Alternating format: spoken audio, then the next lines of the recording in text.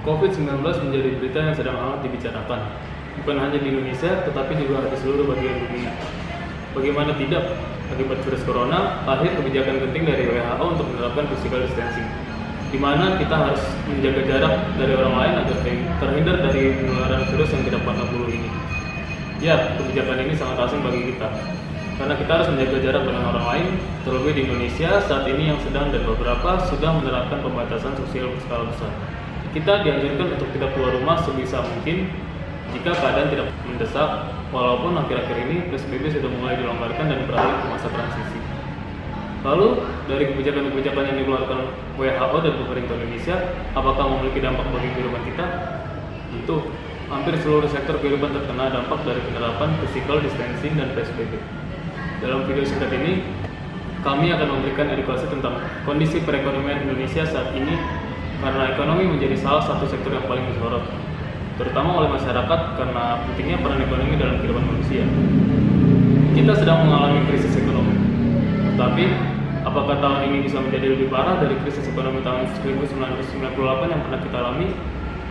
Menurut pakar ekonomi senior, mantan Menteri Keuangan Muhammad Chatib Basri, hal tersebut dapat terjadi saat ini. Krisis ekonomi yang terjadi pada tahun 1998 tersebut memang memaksa perusahaan besar untuk babak belur. Tapi ekonomi Indonesia saat itu masih dapat tertolong oleh sektor usaha mikro, kecil, menengah, atau biasa disebut dengan UMKM. Lalu, di Indonesia juga pernah merasakan krisis ekonomi pada tahun 2008. Pada saat itu, pemerintah masih dapat meredam krisis tersebut dengan mendorong masyarakat untuk konsumsi produk dalam negeri. Hal itu dikarenakan krisis yang terjadi lebih bersifat eksternal atau berasal dari masalah perekonomian dunia dan bukan dari Indonesia. Lalu, bagaimana krisis yang terjadi di tahun 2020 saat ini? Mungkin Chatib, kasus ini lebih sering parah dari kasus sebelumnya. Menurutnya, penerapan physical distancing menjangkau ke semua sektor, baik sektor usaha besar, kecil, usaha lokal, maupun eksternal. Physical distancing memberhentikan aktivitas perekonomian di negara kita. Chatib juga menjelaskan bahwa kunci aktivitas ekonomi adalah dengan terjadinya transaksi atau adanya pasar, karena pasar merupakan tempat bertemunya orang untuk bertukar barang dan jasa. Aktivitas ekonomi tersebut pun mau tidak mau harus berhenti sementara seiring dengan himbauan untuk kita tidak berkumpul dengan banyak orang.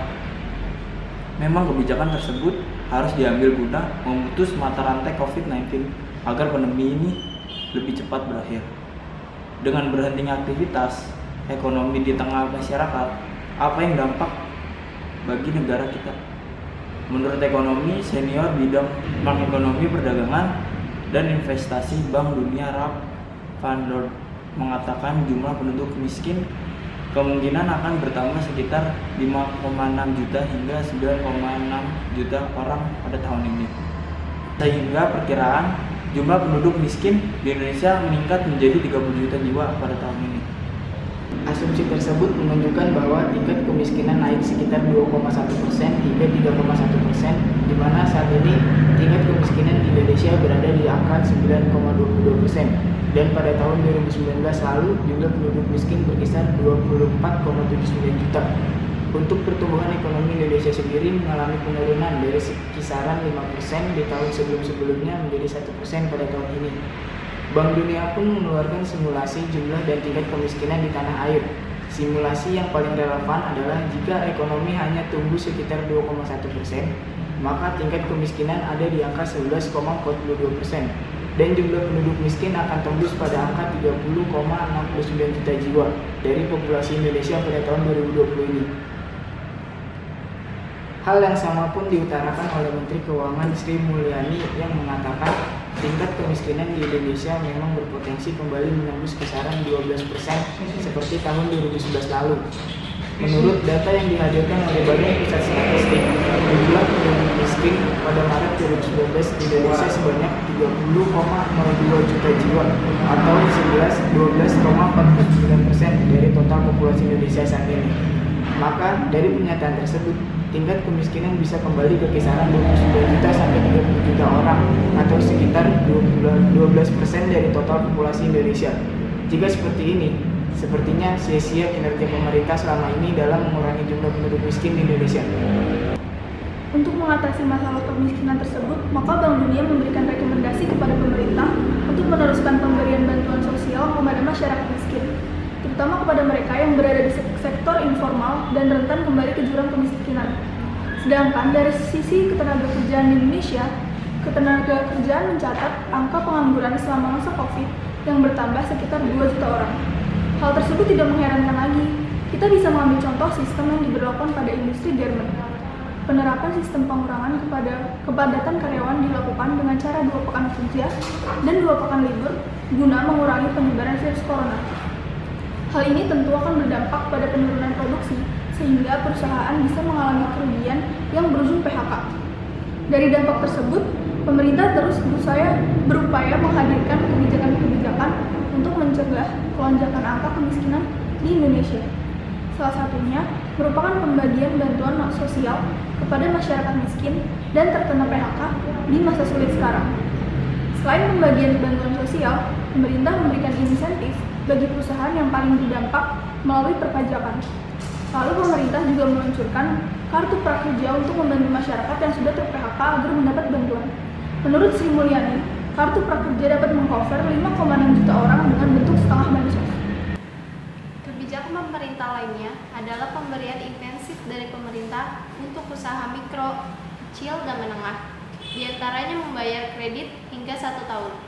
Intensif tersebut disertai pula dengan penurunan bunga. Namun, kebijakan tersebut hanya dapat dinikmati oleh UMKM dengan kredit di bawah 10 miliar. Selain UMKM, ada juga kelonggaran kredit yang diarahkan kepada tukang ojek dan supir taksi. Kelonggaran pinjaman tersebut telah mendapat persetujuan dari Bank Indonesia dan Otoritas Jasa Keuangan.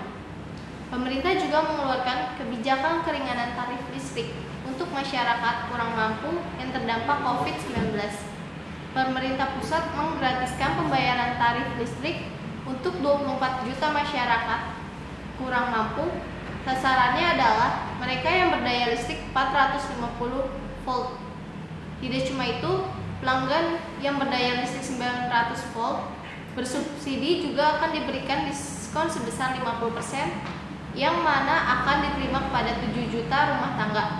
Kebijakan keringanan tarif listrik tersebut didukung penuh oleh PLN melalui Direktur Utama Zulfikli Zaini. Ia berharap PLN mampu membantu dan meringankan beban masyarakat yang terdampak akibat pandemi global saat ini. Dalam hal pendidikan, para pelajar saat ini sedang melakukan pembelajaran di rumah. Masing-masing pelajar tentu memiliki fasilitas yang berbeda, maka dari pemerintah melalui Kementerian Pendidikan dan Kebudayaan sudah melakukan kerjasama dengan beberapa provider telekomunikasi seperti Indosat, XL, dan Telkomsel yang bertujuan untuk memberikan kuota sendiri untuk mengakses aplikasi ataupun website belajar.